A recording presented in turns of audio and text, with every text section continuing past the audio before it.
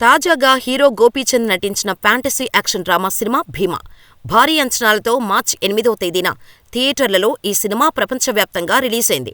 Cinema రిలీజైన మొదటి రోజుల్లో సినిమాపై మంచి టాక్ నడిచినా రాను రాను సినిమా అనుకున్నంత స్థాయిలో ప్రేక్షకులను మెప్పించలేకపోయింది. దీంతో ఈ cinema mixed టాక్తో సరిపెట్టుకుంది.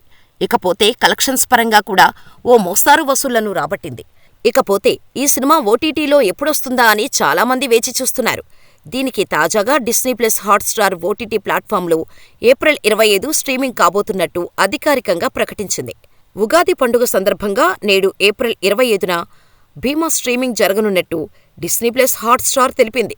Action packed thrilling భీమా సినిమాను ఏప్రిల్ 25వ తేదీన మీ స్క్రీన్లపైకి తీసుకురాబోతున్నట్టు హాట్‌స్టార్గా పంచుకుంది. ఇందుకు సంబంధించి ఓ వీడియోను కూడా పోస్ట్ చేసింది.